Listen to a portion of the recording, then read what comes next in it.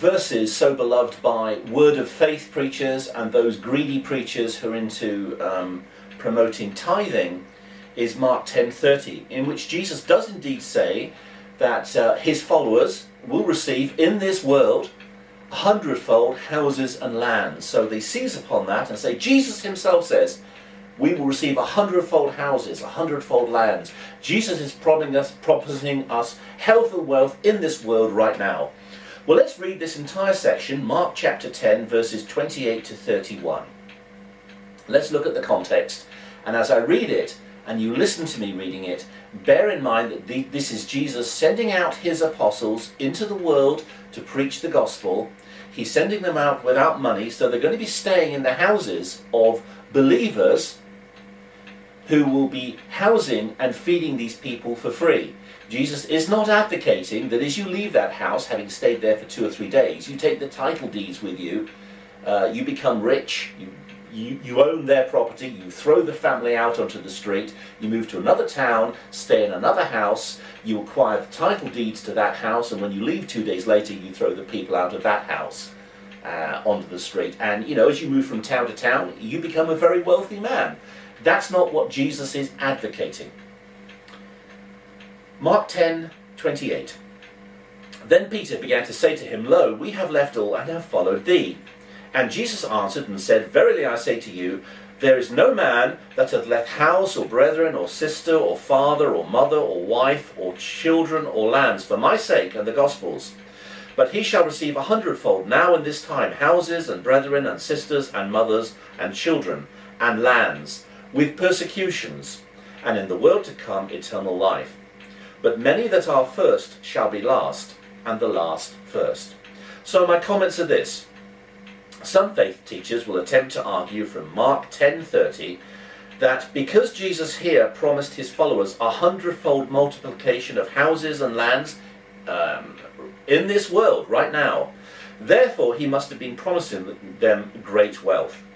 However, the context, according to verse 29, are the apostles leaving their families, relatives' possessions, in order to preach the gospel, and not they're going from town to town, kicking people out of their own houses, acquiring the deeds to those houses so they can acquire greater personal wealth for themselves. Also notice that persecution is promised at verse 30.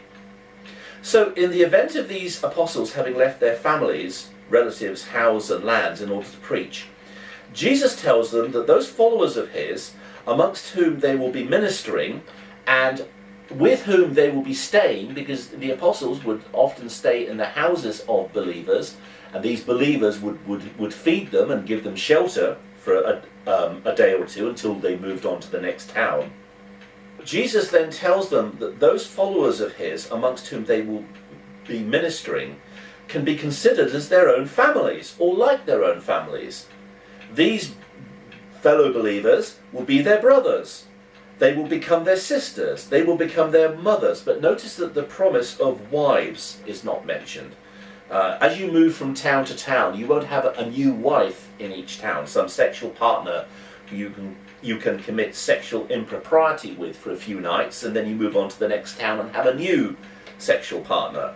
Okay, so that's not promised by Jesus, as sexual impropriety outside of the marriage bed is certainly not being encouraged here. Secondly, the apostles, as they move from town to town, will be housed and fed by believers of Jesus within that vicinity. This is the context for their having 100-fold houses and lands.